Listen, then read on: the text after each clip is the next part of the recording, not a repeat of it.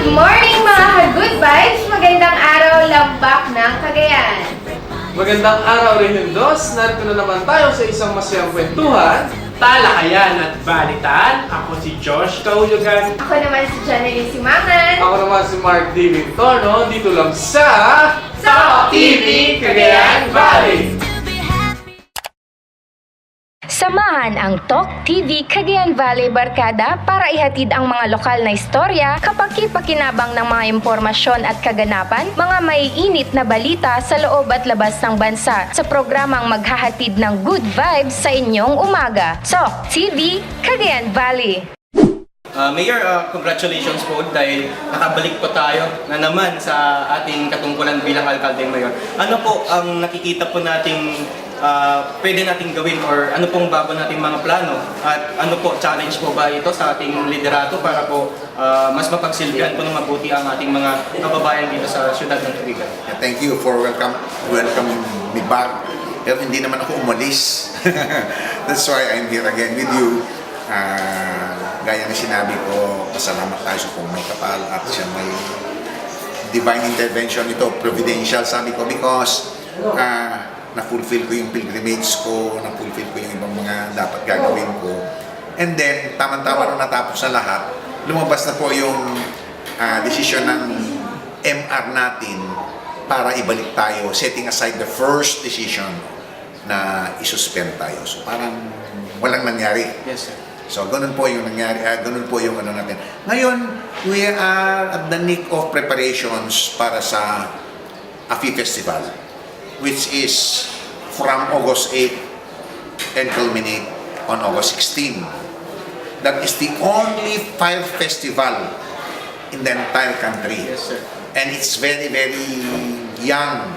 Kumbaga, napakabata kasi bago lang natin na conceptualize lahat ang mga different views as to how we should celebrate yung Feast of Saint Hyacinth ngayong August. At nasabi po natin, sir, na itong fire dance ay ibang klase po at lalong-lalo na gusto po ng syudad ng Tuguegarao na basagin po ang world record ng Indonesia. Baka, ano po ang ating plano? Bali, it will take time because sa Guinness Book of Record, 3,700 plus yung moving people with torches. So yun ang gusto namin every now and then, yun ang plano namin, hindi matuloy-tuloy. But hopefully we will be able to achieve that. Yes, Yung Guinness Book of Record on yung AFI Festival. On people holding torches, moving people. Yes, sir. Bali, Indonesia may hawak na.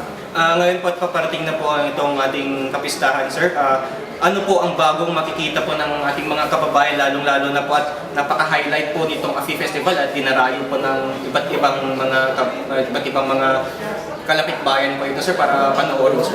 Hindi lang AFI na ngayon ang activity natin. Meron tayong tugsayaw, which is tugtog at sayaw, which is that's street dancing.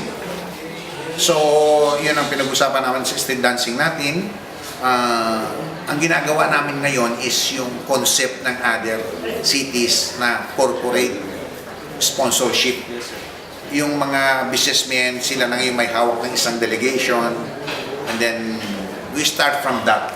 Kausap ko po yung mga ibang malalaking corporations, yung kay MYL, kay Magnolin, yung Hotel Roma. Kausap ko na rin yung Mariton, kausap ko rin yung SM, Toyota, Robinson, Lighthouse, kausap din ni na Treasurer at CA, Chief Administrator natin yung iba, yung UNITAP, kung pwede mag-participate dito sa events natin. Maganda po at nangyari po yan, sir. Ano pong uli nating mensahe sa ating mga kababayan, lalo-lalo na po at nakabalik na naman po tayo sa pagsisilbi natin bilang mayor. Yes, una sa lahat, salamat po sa inyo for the support and prayers. I'm sure that marami pong nagdadasal, and thank you again. I get my strength and my resolve to pursue the things that we have started together from you because of your support. And of course, we thank Him above for all the blessings He has given us, the graces He has given us, and the guidance that follow so that we'll be able to pursue yung good governance insofar as our beloved city is concerned. Yaw, Tugigara! Ayan, welcome back po sa mayor na si Jefferson Soguera. Yes, welcome back mga ka-good vibes at welcome back sa ating mayor. So yan na nga, di ba? Narinig natin ang mga sinabi ng ating alkalde tungkol sa preparasyon sa darating na Happy Festival. Maraming mga pasabog ang dapat abangan dito sa... Tapos sabi niya nga dyan na kaabang-abang itong napaparating na Happy Festival. Kailangan natin puntahan talaga ito kasi nga maraming pasabog na ilalabas yan. At syempre, minsan lang yun sa isang taon, nagkakaroon ng mga fire dance at iba-iba. Oo, balita ko 3,500 pesos. Yes, yun ang sabi nila, 3,500. At balak daw nila sana i-break yung world record sa Guinness World Record ng Indonesia na sumayaw ng 4,000 na participants. Pero sa ngayon, dahil 3,500 lang, ang i-break na lang nila yung participation, yung synchronized dance nila ng fire Naku, dance. kaabang-abang talaga yung mga na yan, mga activities sa Happy Festival. So, ayan, welcome po natin ang napakagwapong founder or ng Shopping Verge. Pero abangan niyo po mamaya, makakapanayan po natin si Mr. Belman Milan. Magbabalik po ang Talk TV Cagayan Valley.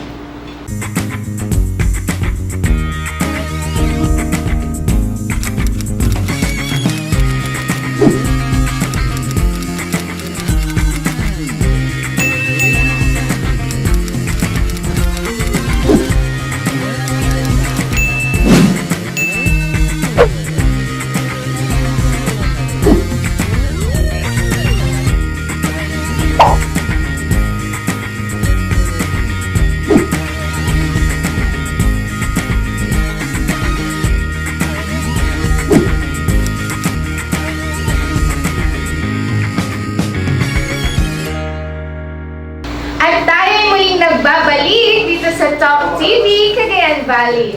Ayan, kasama nga natin si Mr. Belman Milan.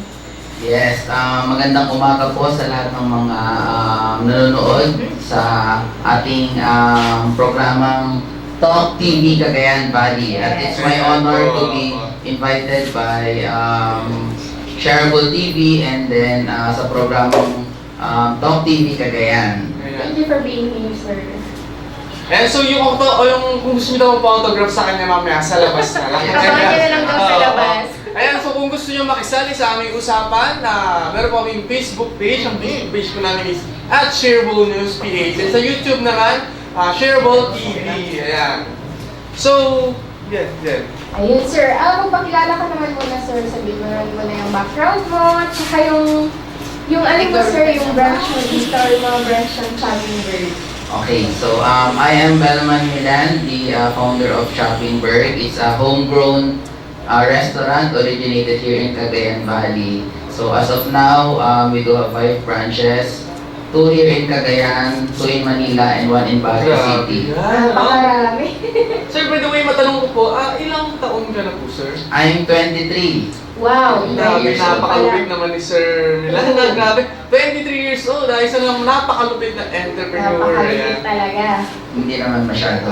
Sir, curious lang po kami, what makes you inspire or ano yung nagtulak sa iyo para itayo itong Shopping Bird na tawag natin? Actually, nung nagsimula si Shopping Bird way back Ayan, so pinapakita sa 2015. sa TV ngayon. Ayan po yung mga delicacies nila. Ayan, sir. Sige sir, kwento po natin. So, Ano pong- nagsimula siya 2015 sa may Marcelinas Place, Tuguegarao City.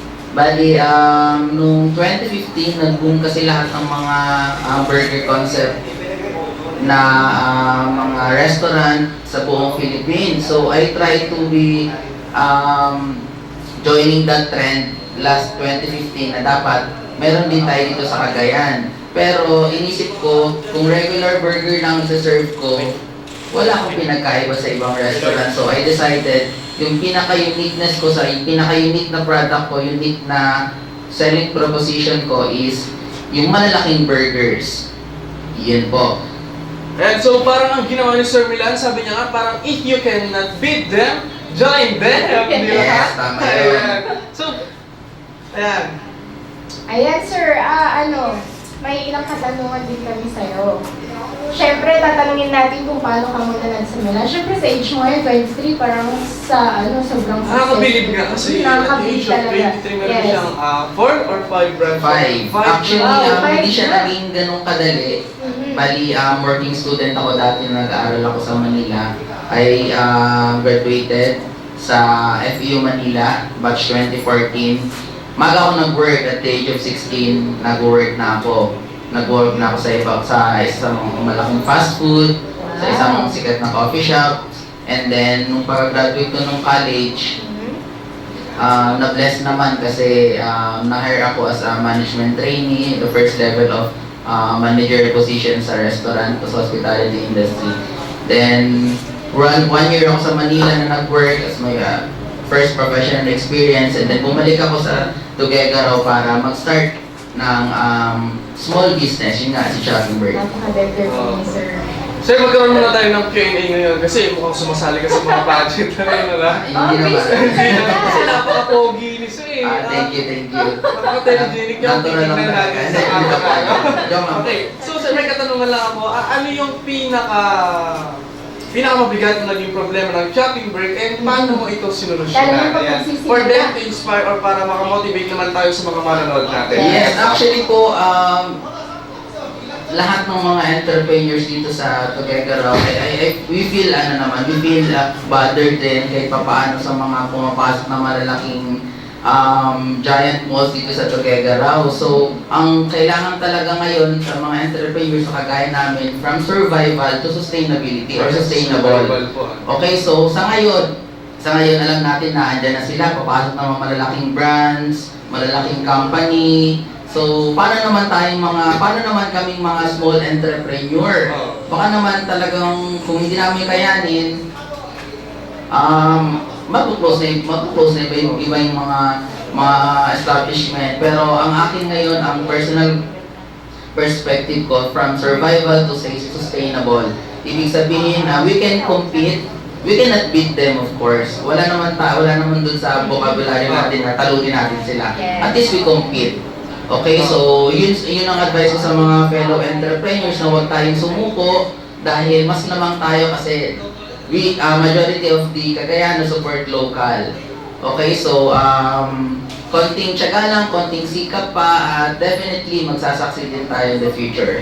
Sir, ano ba yung inspiration niyo? Bakit nag-put up kayo ng ganitong business? Actually, wala naman sa family namin yung business. Oo, bali wala naman businessman sa family side ko. So, siguro na-inspire ako nung pagka-graduate ko nung HRM. Sabi ko, I want to go back sa Cagayan para mag-start ng business. So, una is pizza. Okay, pizza kaso is ang location lang niya is within our community sa may Atulayan. And I decided to go out. Sabi ko, punta tayo sa may commercialized establishment na mas madali, mas maganda yung location natin. Ayan, so nagsimula si Sir Milan sa maliit. Sabi nga, start small, dream big. Ayan. Yes, So sir, tama. baka gusto mo silang kanyayahan or ano ba ang makikita natin sa Chopping Burg? Ano ba ang mga available na dishes Yes. mga must-try foods na pwedeng abangan natin dyan? Okay, so you can visit po Shopping Bird main branch sa may Joselinas Place, Legazpi Street near St. Paul po, Tuguegarao City, and then 194 Diversion Road, West Balsain, Tuguegarao City, in between Florida and J-Rens, Pansiteria sa gitna po kami nila. And then you can try our giant burgers. So that's our identity, that's our brand. So we serve giant burgers. Gusto ko din i-try yan, sir. Yes, try nyo po. Try natin minsan. So, alam naman po natin na napakarami ng burger restaurant dito sa Tuguegarao City.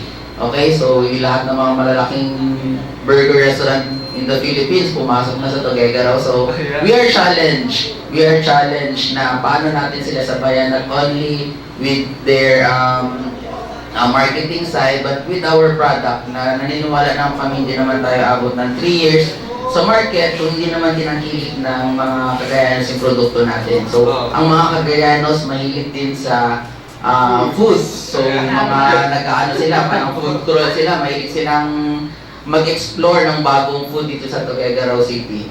Okay. Sir, matanong ko lang po, yung 5 or 4 na branches niyo po ba is kayo po mismo yung may-ari or may mga partner? Yes, mayroon akong partners sa mga branches namin. Okay, so andito yung isang napakanandang partner namin.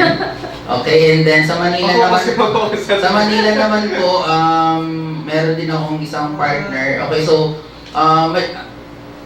yun po, usually yung mga business partner ko help me with the day-to-day operation, and then will help me with para mag-succeed din po si Chubby Wish because I cannot do it alone. Yes sir. So that means open po kayo for franchise?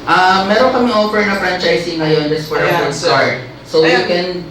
you can visit po our page or our website, www.shoppingburgpage.com for more details po sa franchising natin. Ayan, kung sinong gustong makasama ang pinaka-pogi nating founder ng Chopping Break, ayan, pwede po kayo mag-franchise sa kanila, just chat them or message them for more details. Ayan. Yes. So yan sir, bago po kayo lumaya sa studio na to. Yes. Lumabas talaga. Babalik ako. Ayan, Always welcome naman si Sir Milan yes. dito. Pwede Ayan. bang magbigay kayo ng tips sa mga gustong mag-start pero hindi sila makastart ng mga business nila, pero willing sila mag-start. Okay, so Medyo magulo, no?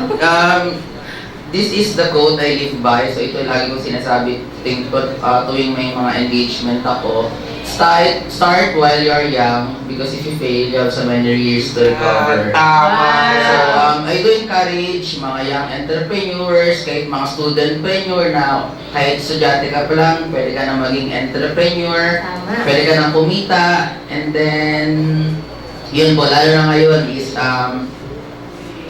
very active ang mga millennials in terms with entrepreneurship. Kasi may advantages at disadvantages sa pagiging mayaman nga. Pag matanda ka na at bata ka, tama. For example, pumunta ka ng Boracay, matanda ka na, magtutupis ka. Di na kaaya-aya, tama. Pero pag when you were young, punta ka sa Boracay, magtupis ka, sorry for the word, pero di ba, marami na maka-enjoy, no? So Sir Milan, thank you sa time. Baka gusto Ayan, sir, may gusto po natin mag-vlog. Yes. Ayun, so again po, inaanyayahan ko po kayo na suportahan natin ang sariling atin, not only Shopping Burg, but all the local establishments out there. Let's try to visit. Yes. Na alam naman natin na kailangan ng suporta ng bawat Cagayano sa mga sariling atin. Okay, so I do invite not only for Chopping Burg but to all local establishment na bisitahin natin kasi masasarap din talaga mga pagkain ng mga gawang Cagayano. Yes po. Ayan, huwag niyo pong kalimutan ang kanyang page at bisitahin niyo rin po yung kanilang branch at magbabalik po tayo dito lamang sa Talk TV, Cagayan Valley. Samahan ang Talk TV Cagayan Valley Barkada para ihatid ang mga lokal na istorya, kapaki-pakinabang ng mga impormasyon at kaganapan, mga maiinit na balita sa loob at labas ng bansa sa programang maghahatid ng good vibes sa inyong umaga. Talk TV Cagayan Valley.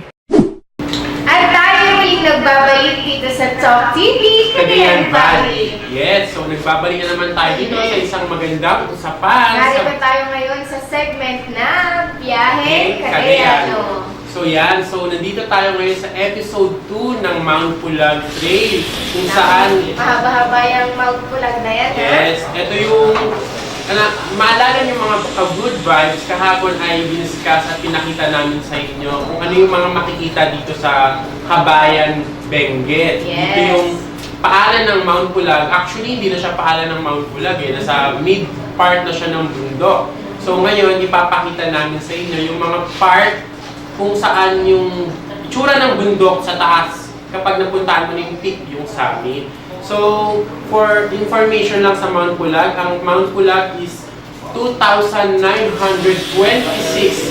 meters above sea level, which means ganun siya kataas.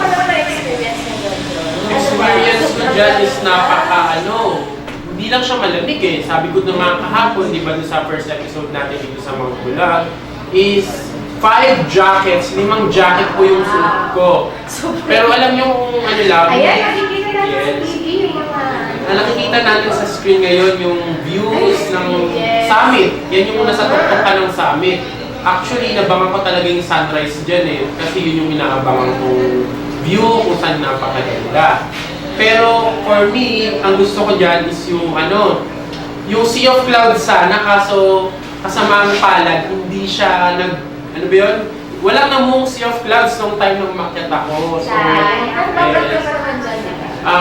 siguro ibang trail na yung babalikan ko kasi di ba easy trail lang yung ginamit ko eh. So bala kong susunod yung hard trail naman. Ang ganda naman ng medyo mga easy. pass dyan. Yes, ang gaganda nga, di ba? So yan, sa mga gustong pumunta is mahali po kayong dumiretso sa DNR ng Kabayan Benguet. So dyan po kayo magre-register kasi hindi nila kayo papakitin. So sa mga gustong umakyat dyan, kailangan din po nyo ng medical certificate kasi ang medical certificate is required para alam nila kung pwede kayong umakyat ng bundok.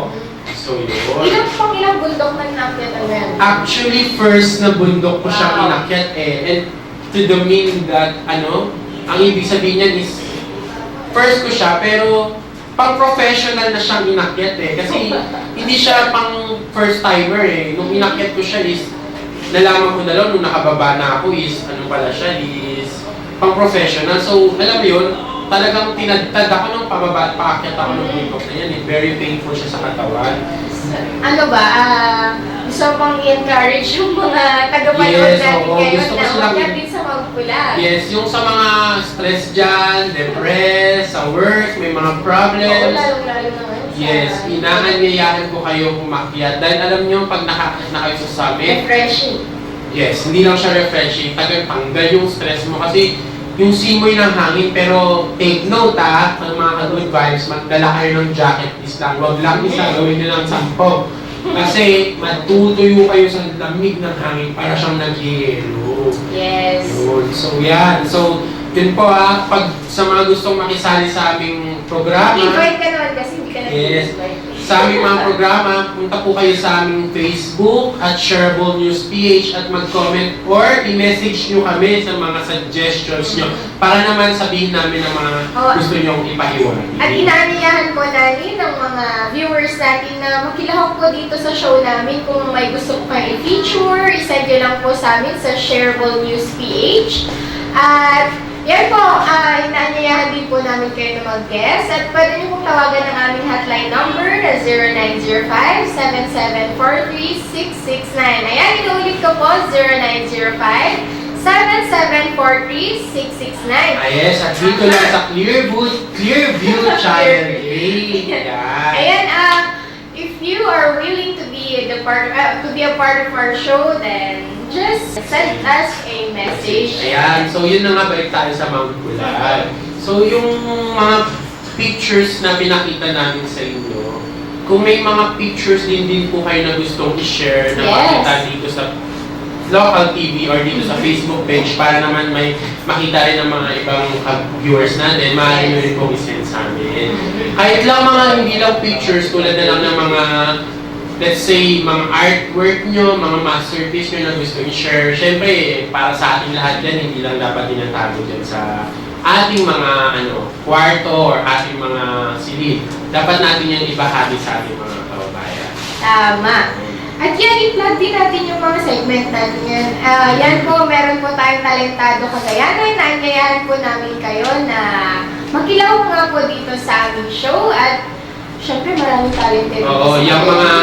So, i-share nyo po, ipakita nyo. Yes, lalo na po dyan sa mga, mga may kapansanan, may disability na may mga hidden talents. At na gusto bukas i-share. makakasama natin si Coy Logan. Opo, yan. Opo. Sa mga may kapangsanang magaling magpinta at writing ng mga paint. Yeah. Yes. Ayan, sa mga magagaling kumanta, sumayaw, even spoken poetry. Ayan po, pwede po kayo mag-message sa amin. At sa ating Pangalawang segment naman is yung Biyahe Cagayan. Cagayan. Yan po, yung may mga vloggers dyan, mga viners, syempre Yes. natin namin kayo i-share yung mga vloggers dyan. i-share yung mga tawag dito, mga videos Videos. nyo. Syempre, para ma-feature At mag-guest din sila dito, syempre. Yes. At yung ating Cagayan delicacies na feature natin ang mga pagkain dito sa Cagayan. So, sa mga, sa darating na festival, no? Yes, may ano, pansit, competition, Pansit yearly na ginaganap competition. sa Puburulon Festival or Hapon. Yes. So yan, magbabalik po tayong muli at magbabalik ulit ang Top TV, Cagayan Valley. Trending sa dos! Naghahatid ng mga may init na issue, balita at usapin sa mga lambak at isla sa Rehiyon 2 at sa mga kalapit lalawigan. Tatalakayin at susuriin, bubusisiin sa kapakanan ng mamamayan para sa mas well-informed na lipunan. Ito ang mga kwentong dapat ninyong malaman. Ito ang Trending sa Dos, kasama ang inyong mga host, Vanch Padilla at TJ Tuddaw. At tayo muling nagbabalik dito sa Talk TV, Cagayan Valley. Yan nga, narito na naman ang Mr. T, ang Mr. Expert ng Talk TV, Cagayan Valley. At ano ba yung discuss natin yan, sir? Ayan, so una sa lahat, sit back muna, chill and relax muna tayo. By the way, I'm Mark Davin, Mr. T ng Talk TV Cagayan Valley. Sa mga hindi pa nakakakilala sa akin, quiz-quiz lang tayo kasi hindi ko rin kayo kilala. So, may mga nagtatanong kasi sa akin, Mr. T, can you avoid a stress-free life? Kaya, tingin nyo. Siyempre for me, you can never avoid stress-free life. Ang pwede mo lang gawin is, siguro, magmasig-masig. Pero, you can avoid a stress-free life when you with your God. Ayan. Wow, yes. Pero habang nandito muna tayo sa mundong ibabaw is wala pa. We cannot avoid stress-free life. And so may mga nagtatanong din sa akin, paano po yun? Lagi na lang ba tayo may stress? Ito, ganyan. At the good news is, not all the time. That is the very good news. Kaya ngayon sa mga manonood dito sa Clearview, ayan, subaybayan niyo po kami sa Facebook at Shareable News PH. Sa YouTube naman, Shareable TV. So now, I just want to share you something. Okay? And I would like to mag-share sa inyo ng 3 way on how to reduce stress. Yeah. So number 1, mag-iwan muna ako ng kasabihan. You and I can never live in a stressful, ano yan? Kaya mo yan. Stress-free. Ayan, medyo kapag na-stress kasi. Hindi mag-stress pa. Ayan. Tanggal ang stress. So, you and I can live, can live in a stressful life, but you and I can live in a stress-proof life. Ano nga ba yan, okay? So, number 1, dapat tayo maging optimistic. Dapat reduce natin yung negative, focus tayo sa positive, di ba? Kadalasan kasi pag nag-focus tayo sa positive, sa negative, parang nalalaman parang positivity natin. Parang kayo, for example, ganito. Ikaw, Jen, lagi kang galit. Tingin mo, kaming nakapaligid sa'yo, ano mangyayari? May inis kayo, syempre. Di ba? Dapat marunong tayong mag-accept ng bad things din kung minsan. Minsan hindi rin lahat ng gusto natin nangyayari. Hindi lahat ng kailangan natin nakukuha natin. Ayan. Tapos, ito pa, may tanong lang ako sa inyo. Para sa atin, how dapat natin i-interpret things? Things like For example, ganito, nag-fail ka, paano mo siya i-interpret? Yung mga ganyan. So yan, for me, bilang kunwari expert nyo, sa tanong na yun, ang kasagutan ko dyan is, we take everything constructively. Kasi kung take natin siya as a negative criticism, tapos dadamdamin natin, walang mangyayari sa Pero hindi may Ikaw, Jen. Hindi kasi may iwasan yun, di ba? Parang minsan gusto mong nadamdam talaga, parang... Pero alam mo yung may type na gusto mong umiyak, pero parang ang manhid mo lang, gano'n. Gano'n. Parang may umigutan. Yes. Actually, tama lahat ng sinabi natin. Ayan, it's just on how you interpret things and how you respond on things. Sabi nga, life is a matter of choice, everything is a choice. What will be your decision for today will be the result of your tomorrow. Yes, at wala. Ayan. Oo, And for example, ganito. Sige, Josh. For me kasi, dagdag ko lang, kasi di ba, life is a matter of choice. Pero sometimes sinasabi nila, life is what we're destined to, yun tayo mapupunta. Kumbaga, it's fate na lang and destiny. So for me naman, somehow kasi yung mga coincidence, yung choice natin, nililid tayo sa tamang destino natin sa buhay. Kaya, you have the right to choice. Parang ganito, when you wake up in the morning, you have the right to choose to pray to God, or pwede mong piliin yung problema mo, di ba? Or for example, makasok ka ng trabaho, you have the right to choose na piliin yung stressful na trabaho, or you can thank God na may trabaho ka pa kasi nga, Yes. hinigyan ka pa ng pagkakataon. Mukhang may Ayan. mga hugot ka ngayon, Mac. Ayan. So, here comes number 2. Ayan. Ito, the people that you want to be. Yun yung number 2. Dapat piliin mo yung mga taong papaligid sa iyo. Yes. Sabi nga nila, di ba, tell me who your friends are and I'll tell you who you are. Ay, may kwento ako dyan.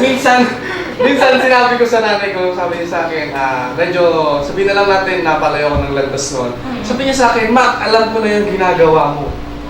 Papunta ka pa lang, pabalik na ako. Yan, yung Yan ang kasabihan ng mga Oo, pero sabi magulang ko, natin. pero ako, medyo pilosopo ako. Sabi niya sa akin, sabihin mo sa akin kung sino mga kaibigan mo, sabihin ko kung sino ka. Sabi ko, medyo pilosopo ako, sabi ko, Nay, kung ikaw papunta, ako pabalik, ba't di talaga sa lubog? Oh, diba? Very funny. Tawa na tayo. Ayan. So, ito yan. Happy people can make you happy. Depressed people can make you depressed. Tama Grateful people can make you grateful Yes. and thankful and on what you have and on what you achieve on your life. Kayo ba naranasan niyo na bang yung feeling na sobrang saya ka ngayon, tapos yung mga kasama mo sobrang depressed, alam mo yung parang inuubad na yung energy mo, Oo, gano'n. yun yung tinatawag nating law of attraction. Na-empathize Hindi tayo. naman sa physics. Oo naman, physics lang yan, di ba? Takbo-takbo.